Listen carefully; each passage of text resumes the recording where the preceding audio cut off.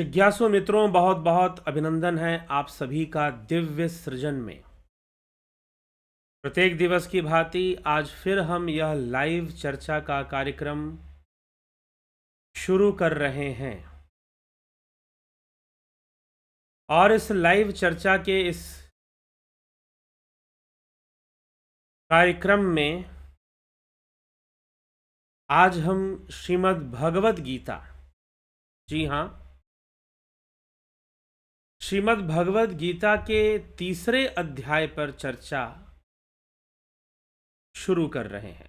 जी हाँ, तृतीयो अध्याय।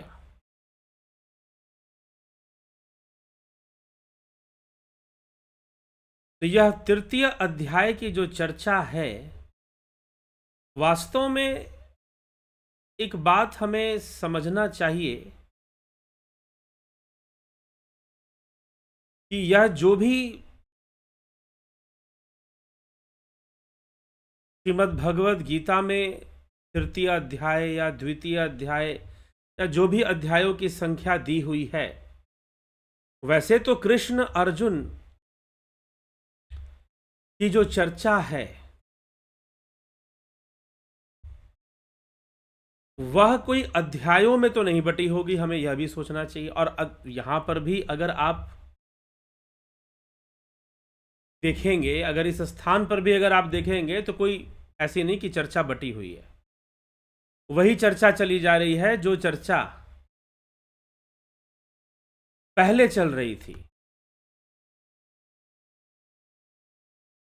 जो चर्चा पहले चल रही थी वही चर्चा अभी भी चलेगी। तृतीय अध्याय में भी वही वार्तालाप, वही संवाद आगे बढ़ने वाला है। कोई दूसरा चीज आगे नहीं बढ़ने वाला, कोई दूसरी बात या कोई नया चैप्टर नहीं शुरू हो गया है, वही सारी बातें हैं।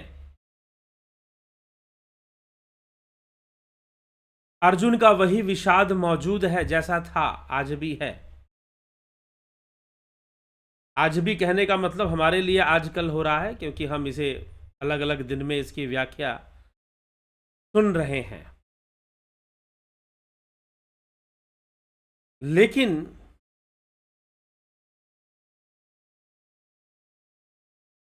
यह तीसरा अध्याय, श्रीमद् भगवद गीता का तीसरा अध्याय, उसी चर्चा पर आगे बढ़ रहा है जिस चर्चा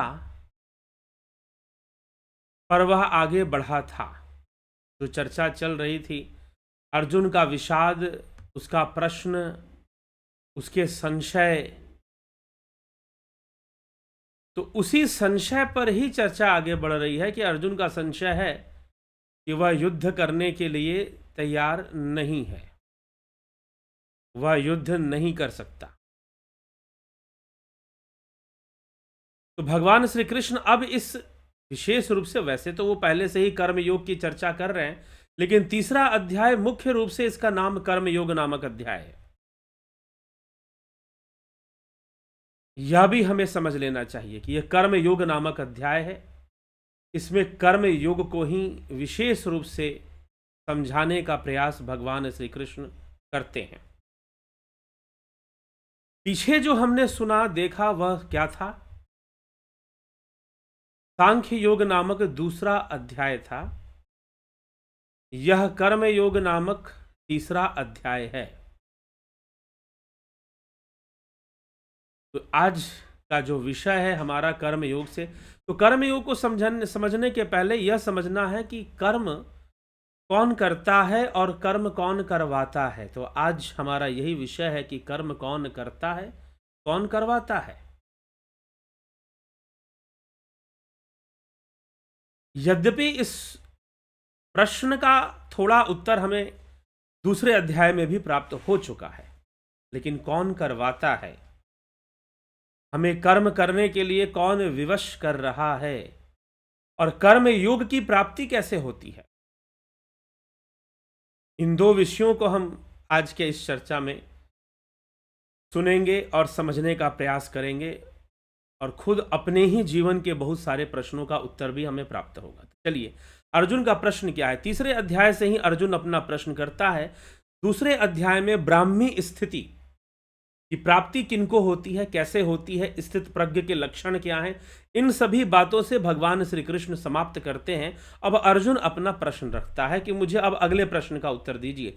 तो अर्जुन क्या प्रश्न करता है, कहता है, जय्या यसी चेत कर्मणस्ते मता बुद्धिर्जनार्दन तत्किम कर्मणि घोरे माम नियोजयसि केशव व्यामी श्रेणेव वाक्येन बुद्धि मोहयसीव मे तदेकम वद निश्चित्य येन श्रेयो अहमाप्नुयाम। अर्थात, हे जनार्दन, अगर आप कर्मों से बुद्धि को श्रेष्ठ मानते हैं तो फिर हे केशव, अगर आप बुद्धि को श्रेष्ठ मानते हैं तो फिर हे केशव, मुझे घोर कर्म में क्यों लगाते हैं? आप अपने मिले हुए से वचनों से मेरी बुद्धि को मोहित सी क्यों कर रहे हैं? निश्चय करके उस एक बात को कहिए जिससे कि मैं कल्याण को प्राप्त हो जाऊं। क्योंकि भगवान श्री कृष्ण दो बात, एक तो ज्ञान योग की भी बात करते हैं, एक कर्म योग की भी बात करते हैं, और बिना कर्म किए तो कर्म योग होगा नहीं। तो अर्जुन विकल्प ढूंढता है कि जब आप कर्म योग की बात करते हैं, ज्ञान योग की बात करते हैं, तो फिर आप मुझे कर्म योग में क्यों लगाते हैं? ज्ञान योग में लगा लीजिए, ठीक है? तो आप मुझे कर्म करने के लिए प्रेरित कर रहे हैं, तो ऐसा क्यों है? तो अब भगवान श्री कृष्ण पहले तो कर्म योग और ज्ञान योग, ये क्या विषय है, इसको भी समझना चाहिए। जी हाँ, दो विषय है, क्षर और अक्षर। क्षर में सिद्धि और असिद्धि, सफलता और असफलता, इनमें अनासक्त होकर कर्म करना कर्म योग है। और क्षर को पूर्णतः त्याग कर अक्षर में अपने आप को स्थित करना, यह ज्ञान योग है। ऐसे बताया गया है, लोके अस्मिन् द्विविधा निष्ठा पुरा प्रोक्ता मया नघ ज्ञान योगेन सांख्यानाम कर्म योगेन योगिनाम। भगवान श्री कृष्ण अर्जुन को ज्ञान योग और कर्म योग, मतलब सांख्य योग और कर्म योग की चर्चा करते हैं। हे निष्पाप अर्जुन, इस मनुष्य लोक में दो प्रकार से होने वाली निष्ठा मेरे द्वारा पहले ही कही गई है। ज्ञानियों के लिए ज्ञान योग से और योगियों के लिए कर्म योग से। ज्ञान योगेन सांख्यानाम कर्म योगेन योगिनाम। यहां पर सांख्यानाम का अर्थ ज्ञान है। सांख्यानाम मतलब सांख्य योगी ज्ञान योग की ओर आगे बढ़ते हैं, अपने आप को अक्षर पुरुष में स्थित करते हैं। ध्यान योग के माध्यम से साधना करके अपने आप को अक्षर पुरुष में स्थित करते हैं। ज्ञान योगेन सांख्यानाम कर्म योगेन योगिनाम। है निष्पाप अर्जुन, इस मनुष्य लोक में दो प्रकार से होने वाली निष्ठा मेरे द्वारा पहले कही गई है। ज्ञानियों के लिए ज्ञान योग से और योगियों के लिए कर्म योग से। कर्म योग क्या है? क्षर और अक्षर, यह दो सत्ता का वर्णन श्रीमद् भगवद गीता और हमारे वैदिक शास्त्रों में भी प्राप्त होता है। तो क्षर यह नाशवान संसार है। तो क्षर में अनासक्त होकर कर्म करना, क्षर में सिद्धि असिद्धि, सफलता असफलता, यश अपयश का ध्यान न रखकर करने योग्य सारे कर्मों को करना, यह कर्म योग है। और क्षर को पूर्णतः त्याग कर अक्षर में स्थित हो जाना, यह ज्ञान योग है। क्षर को पूर्णतः त्याग कर अक्षर में स्थित हो जाना, यह ज्ञान योग है। तो जो ज्ञान योग का विषय है वह निश्चय ही थोड़ा कठिन है, क्योंकि वह तुरंत तो प्राप्त नहीं होने वाला, वो काफी साधना के बाद प्राप्त होगा। तो कर्म योग सुलभ रहता है, लेकिन एक साथ में यह बात, अब कर्म योग करना जरूरी क्यों है?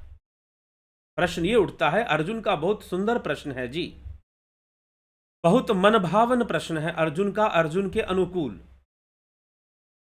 अर्जुन का प्रश्न यह है, समझिएगा कि भगवान इस प्रश्न का उत्तर दे रहे हैं। किस प्रश्न का? कि कर्म करना जरूरी क्यों है और कर्म करना आवश्यक क्यों है? कर्म से तू बच ही नहीं सकता है, कर्म से तेरी रक्षा संभव नहीं है।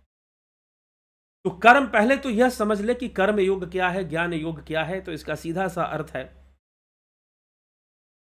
कि इस संसार में निष्काम भावना से कर्म करना, यह कर्म योग है। निष्काम भावना का अर्थ है सिद्धि असिद्धि में मोह न रखना, मतलब कार्य सफलता से हो पाएगा, कार्य सफलता से नहीं हो पाएगा, इसका मोह न रखना। यश अपयश का मोह ना रखना, मान अपमान का मोह ना रखना, और करने योग्य उचित कर्म को करना, करने योग्य उचित कर्म को करना, यह कर्म योग है। अर्थात क्षर विषय में सिद्धि असिद्धि का मोह ना रखकर कर्म करना कर्म योग है। और ज्ञान योग क्या है? जो यह संसार परिवर्तनशील है, इससे अपने मन को पूर्णतः हटाकर उस ब्रह्म में लगा देना, ब्रह्म में स्थिति को प्राप्त कर लेना, उस परम पुरुष में मन को लगा देना, यह क्या है जी? यह ज्ञान योग का विषय है।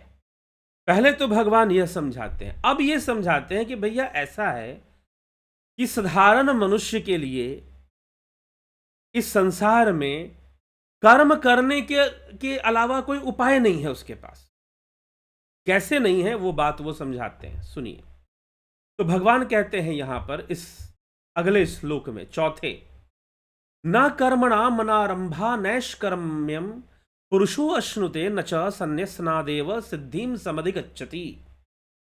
मनुष्य ना तो कर्मों का आरंभ किए बिना निष्कर्मता का अनुभव करता है और ना ही कर्मों के त्यागने मात्र से सिद्धि को ही प्राप्त होता है। ऐसा नहीं कि कर्मों को त्याग देगा तो उसे सिद्धि हो जाएगी, ऐसा भी नहीं है।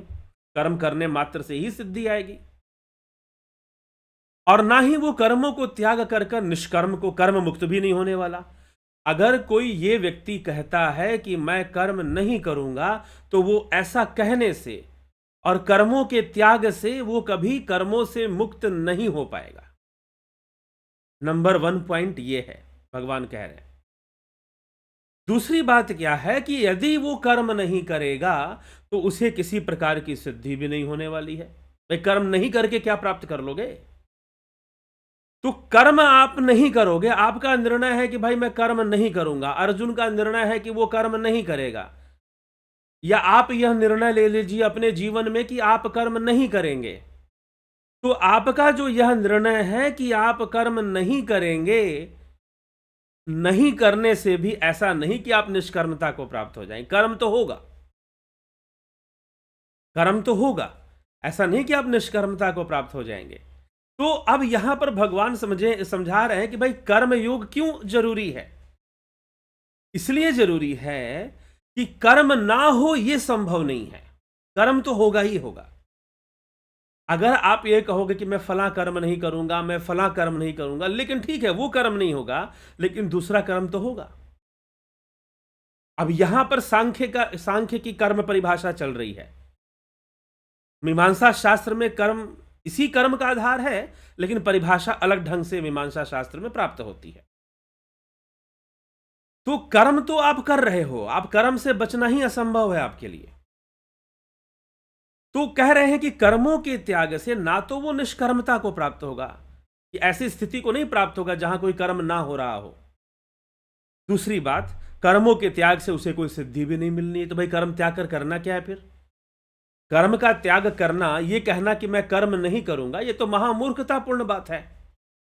क्योंकि तुम ऐसा कहकर भी, और कर्मों भले तुम्हें लग रहा है कि तुमने कर्म त्याग दिया है, तुम चुपचाप जाकर बैठ जाओ कमरे में, सो आराम से, खाने को मिल जाए तो खा लो, ना मिले तो सोते ही रहो, और तुम ये कहो कि मैं कोई कर्म ही नहीं करूंगा, लेकिन सत्य नहीं है ये। कर्म तुमसे हो रहा है। यदि तुम आराम कर रहे हो तो आराम करने वाला कर्म भी तुम कर रहे हो, और उस कर्म का भी फल बनेगा, और उसका फल भी तुम्हें भुगतना पड़ेगा। तो सांख्य मत के अनुसार, कर्म परिभाषा के अनुसार, अगर आप सो भी रहे हैं तो आप कर्म कर रहे हैं भाई, आप कर्म से कहां बच के जाने वाले? कर्म तो आपके द्वारा हो ही रहा है, कर्म ना हो यह कदापि संभव नहीं है। बस यही बात, यही रहस्य भगवान श्री कृष्ण यहां पर समझाने की कोशिश कर रहे हैं कि कर्म तो तुमसे हो ही रहा है, कर्म से तुम बच ही नहीं सकते हो। तो कर्म के त्याग कर देने से ना तो तुम निष्कर्मता को प्राप्त होगे, और कर्म त्याग देने से ना ही तुम कर्म सिद्धि को प्राप्त होगे, सिद्धि से भी वंचित रह जाओगे, और कर्म बंधन में उल्टा फंसोगे। वो चलो ठीक है, अगर तुम कर्म ना करो तो ऐसा हो कि तुम्हें कर्म का बंधन ना लगे, किसी ना किसी रूप में तुम्हें कर्म का बंधन तो लगना ही है, तुम विवश हो। किसी न किसी रूप में कर्म का बंधन तो लगना ही है, क्योंकि यह कर्मों की विवशता क्यों है? यह कर्मों की विवशता क्यों है? तो सांख्य उचित तर्क भगवान देते हैं यहां पर। सांख्य उचित तर्क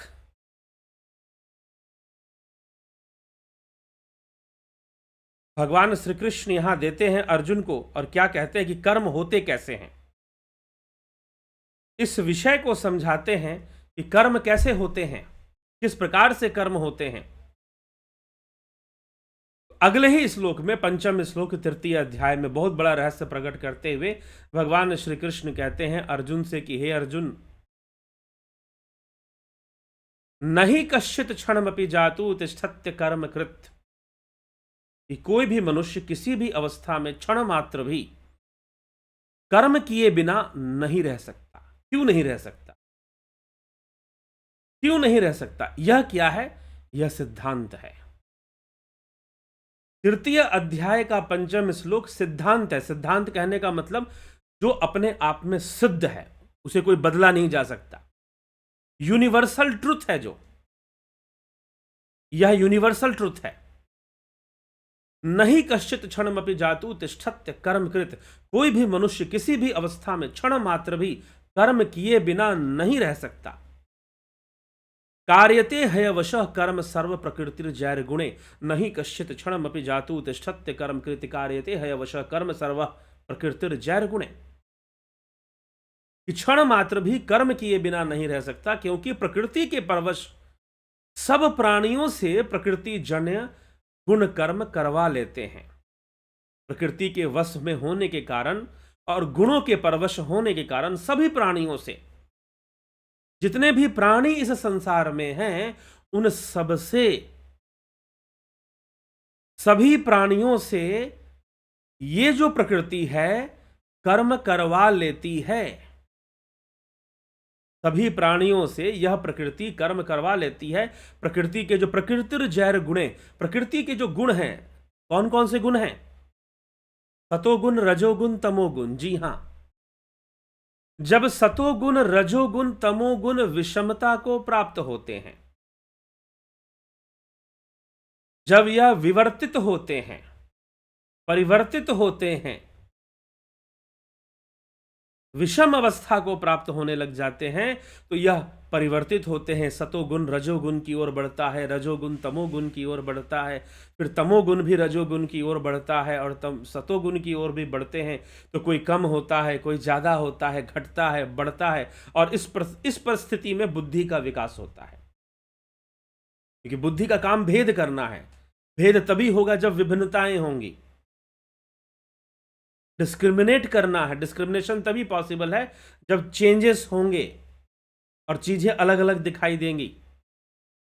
सब कुछ बराबर और सम हो जाएगा तो बुद्धि का क्या काम फिर?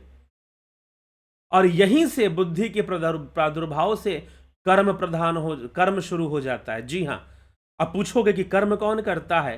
बुद्धि करती है, कि मन करता है, कि जीव करता है? अभी एक महानुभाव मेरे पीछे पड़े हुए हैं, वो 5 बार मुझसे पूछ चुके हैं कि सोचता कौन है, मन सोचता है कि जीव सोचता है? अरे एक बात मुझे बताइए, आप हाथ से कर्म करेंगे तो आपका प्रश्न क्या होगा कि हाथ कर्म कर रहा है कि शरीर कर्म कर रहा है? क्या यह प्रश्न बनेगा? अगर हाथ कर रहा है तो शरीर भी कर रहा है,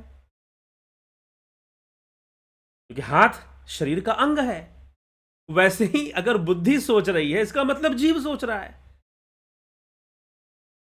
तो जीव सोचता है कि बुद्धि सोचता? अरे बेचारा इतना पजल है कि उनको मैं 4-5 बार एक ही बात समझा चुका हूं, लेकिन समझ नहीं आ रहा।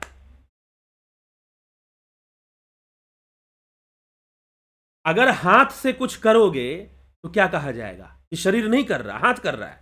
नहीं, अगर हाथ कर रहा है तो शरीर भी कर रहा है। तो अगर बुद्धि सोच रही है तो जीव भी सोच रहा है। तो कर्म का प्रादुर्भाव यही हो जाएगा जहां गुणों की विभिन्नताएं हो जाएंगी। तो बुद्धि से कर्म पहले शुरू होगा। तो बुद्धि से शुरू हुआ तो क्या जीव नहीं शुरू किया? जहां बुद्धि आई अस्तित्व में, वहां जीव भी आ गया, वहां जीवत्व भी साथ में आ जाएगा। और यही प्रक्रिया विकसित होकर अहंकार, मन, और इंद्रियों का विकास कर देगी, विवर्त कर देगी। इंद्रियों का, कर्म इंद्रियां, ज्ञान इंद्रियां, पंच महाभूत, पंच तन्मात्राएं, ये सभी विकसित हो जाएंगी।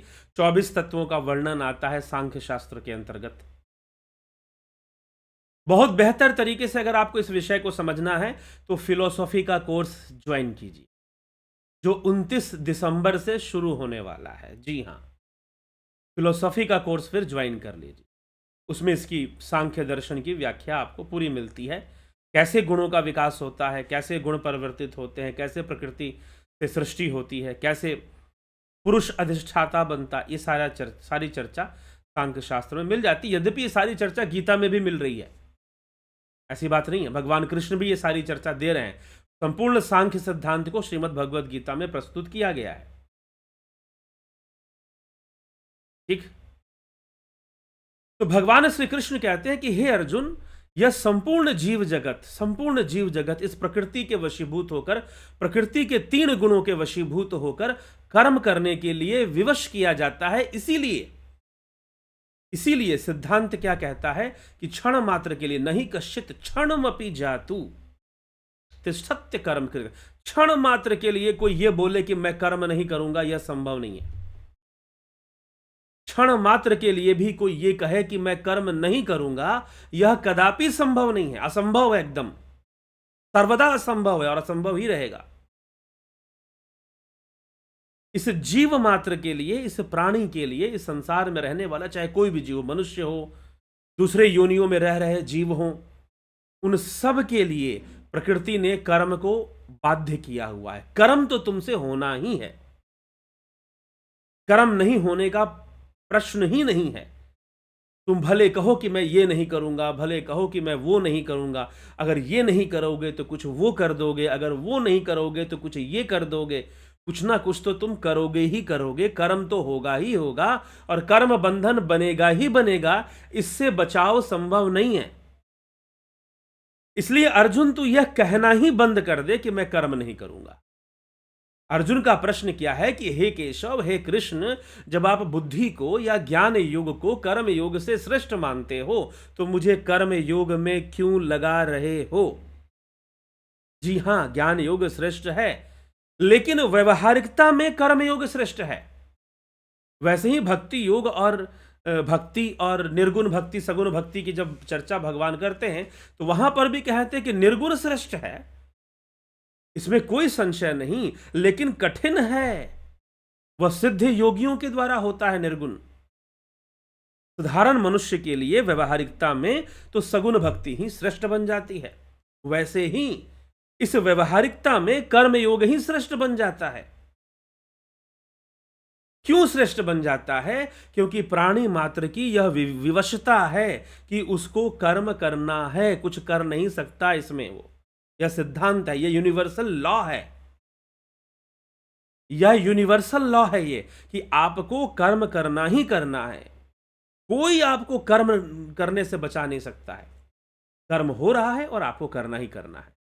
प्रकृति आपको विवश करती है 3 गुणों के वशीभूत कर्म करने के लिए। इसलिए हे अर्जुन, अब बता, जब यह विवशता है साधारण मनुष्य के लिए कि कर्म तो होना ही है, तो उसे कर्म योग तो करना पड़ेगा ना, निष्काम कर्म योग तो उसे करना पड़ेगा। निष्काम कर्म योग की ओर उसे आगे बढ़ना ही पड़ेगा। विकल्प ही क्या बचता है फिर? कोई विकल्प नहीं बचता। इसलिए प्रकृति हमसे कर्म करवाए जा रही है और हम प्रारब्ध के वशीभूत कहिए, एक कर्म श्रृंखला के वशीभूत कहिए, एक नेचर का अपना एक सिस्टम है प्रकृति का, उसके वशीभूत कहिए, हम कर्म कर रहे हैं और तरह तरह के विषयों का अनुभव भी कर रहे हैं। इससे बेहतर है कि जो करने योग्य श्रेष्ठ कर्म हैं, कहे गए हैं, उनको करने का संकल्प लेना चाहिए। संकल्प लो कि हम योग के मार्ग पर चलेंगे, संकल्प लो कि हम ध्यान योग मार्ग का प्रचार करेंगे। संकल्प लो, संकल्पबद्ध बनो और अपने कर्म को इस कार्य में लगा दो। इससे बेहतर भला और क्या हो सकता है? इससे श्रेष्ठ भला और क्या हो सकता है? कर्म तो प्रकृति तुमसे करवा ही लेगी। इससे बेहतर है कि कर्म तुमसे, यह प्रकृति तुमसे अनाप शनाप कर्म करवाए, यह प्रकृति तुमसे अनाप शनाप कर्म करवाए। इससे बेहतर है कि तुम श्रेष्ठ कर्म करने का संकल्प लो। ठीक है, और संकल्पवान बनकर कर्म करने का ही निर्णय लो, कर्म को त्यागने का निर्णय मत लो। क्योंकि कर्म का त्याग होना ऐसी कोई स्थिति होती ही नहीं है। कर्म का त्याग करना ऐसी कोई स्थिति बनती ही नहीं है, एग्जिस्ट ही नहीं करती है। ये कब एग्जिस्ट करेगी? जब तुम समाधि को प्राप्त कर जाओगे, तीनों गुणों से परे जाकर तुम त्रिगुणातीत हो जाओगे और कैवल्य को प्राप्त कर जाओगे, निर्वाण को प्राप्त कर जाओगे, ब्राह्मी स्थिति को प्राप्त कर जाओगे, जो दूसरे अध्याय में भगवान श्री कृष्ण ने 72वें श्लोक में लिखा है। जब तुम ब्राह्मी स्थिति को अंदर, तब तुम्हारे लिए कोई कर्म नहीं होगा, फिर तो तुम मुक्त रहोगे, मोक्ष रहोगे, परमानंद को अनुभव कर चुके होगे तब तक, तो तब की बात अलग है। लेकिन अर्जुन और साधारण मनुष्य का जीवन तो इस व्यवहारिक संसार में कर्मपरायण जीवन है ना, उसके लिए तो कर्म करना विवशता ही है। इसलिए हे अर्जुन, तुझे कर्म करना चाहिए। और कृष्ण कहते कि देख, मैं भी तो कर्म में लगा हूं, मैं भी तो कर्म में लगा ही हूं, क्योंकि अगर मैं भी कर्म नहीं करूंगा तो प्रकृति क्या मुझसे कर्म ना करवाएगी? करवाएगी। जो भी शरीर को धारण करेगा, प्रकृति के इस 3 गुणों के सिस्टम में प्रवेश करेगा। अब प्रवेश करने वाले 2 लोग हैं। कृष्ण जीवन मुक्त हैं, अपनी इच्छा से प्रवेश करते हैं, इसीलिए हम उनको अवतार कहते हैं। कृष्ण अवतरित हुए हैं, लेकिन फिर भी उस कर्म को वो कर रहे हैं। गाड़ी में बैठ गए ना आप, गाड़ी में बैठ गए। अब गाड़ी में 2 प्रकार के लोग बैठते हैं, एक बैठते हैं पैसेंजर, एक बैठते हैं ड्राइवर साहब जो गाड़ी चलाते हैं। अब जब गाड़ी में बैठ गए तो गाड़ी चलाना तो अपनी मर्जी से थोड़ी ना चलाएंगे। जो गाड़ी का सिस्टम है, क्लच, गियर, ब्रेक, स्टीयरिंग, जो कुछ भी, उसी के अकॉर्डिंग तो आप गाड़ी चलाएंगे। दूसरा कोई तरीका तो नहीं हो सकता चलाने का।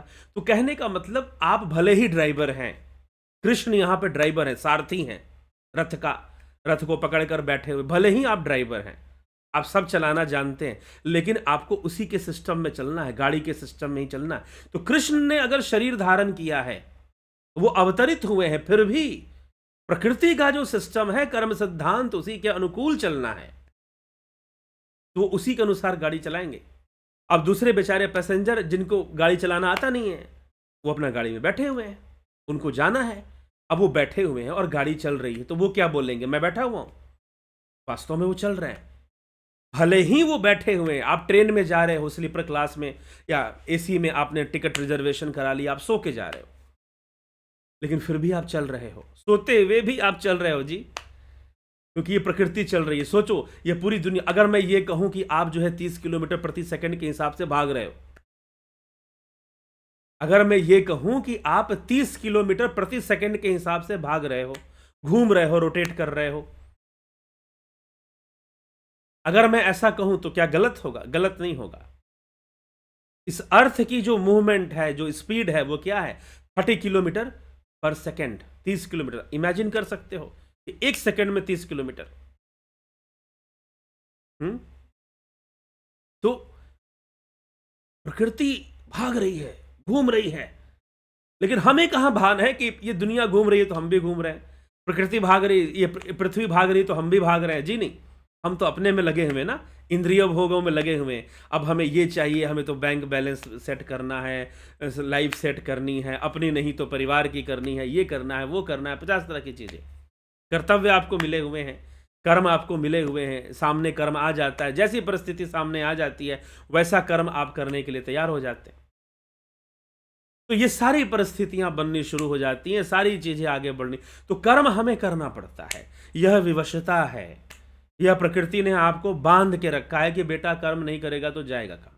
अगर जीवित है तो कर्म तो तुझे करना है, तो प्रकृति आपसे कर्म तो करवाएगी। इससे बेहतर है कि आप स्वयं संकल्पवान बनकर कर्म कर लो, आप स्वयं संकल्पवान बनकर कर्म कर लो, यही आपके लिए बेहतर होगा। ठीक है, तो वही भगवान कह रहे हैं कि अर्जुन, कोई विकल्प नहीं है। तू ये कहे कि मैं कर्म नहीं करने से तुझे तू निष्कर्मता को प्राप्त होगा, निष्कर्मण्यता को प्राप्त होगा, ऐसा नहीं होने वाला। और कर्म ना करने से तुझे कोई सिद्धि भी नहीं होने वाली। इसलिए बेहतर तो यही होगा ना कि तू निष्काम भावना से कर्म कर। और वैसे भी संपूर्ण जीव कर्म करने के लिए विवश किए जाते हैं, इसलिए कर्म करना पड़ता है। यद्यपि संसार में मेरे लिए करने योग्य कोई कर्म नहीं, फिर भी तो मैं कर्म करता हूं। कृष्ण समझा रहे हैं कर्म करना, क्योंकि जो भी इस प्रकृति में आ चुका है जीव रूप में, अपनी इच्छा से आए चाहे बंधन से आए, जो अवतारी पुरुष हैं, जीवन मुक्त हैं, श्री कृष्ण हो गए, श्री राम हो गए, आदि गुरु शंकराचार्य, बुद्ध हो गए, तो ये सारे ऐसे महात्मा जिन्होंने प्रकृति के अंदर अपना कर्म किया, अपने संकल्प से किया। तो तू भी संकल्पवान बन जा और कर्म कर। कर्म से किसी भी प्रकार से तू भागने का प्रयास मत कर, संकल्पवान बन जा, कर्म कर। तो भगवान कृष्ण यह विषय अर्जुन के समक्ष स्पष्ट करते हैं, जो कि हमारे जीवन के लिए भी एक बहुत बड़ा उपदेश है, और एक सिद्धांत को समझा देते हैं कि भैया इस प्रकृति में जो भी है, जो भी प्राणी है, प्रकृति के गुणों के वशीभूत कर्म करने के लिए विवश किया जाता है। वो कर्म कर ही रहा है, नहीं कर रहा है ऐसी बात नहीं। इसीलिए बेहतर है तू कर्म करने का निर्णय ले और कर्म कर, कर्म योगी बन। पहले कर्म योग तो करना ही पड़ेगा ना, कोई उपाय नहीं है। ठीक, साथ में ज्ञान योग को भी आगे बढ़ाओ। इसलिए इसमें भेद नहीं करना है, कर्म योग ज्ञान योग एक ही लक्ष्य के लिए सब कुछ हो रहा है। तो चलिए विराम देंगे, काफी समय भी हो ही रहा है इसके साथ। तो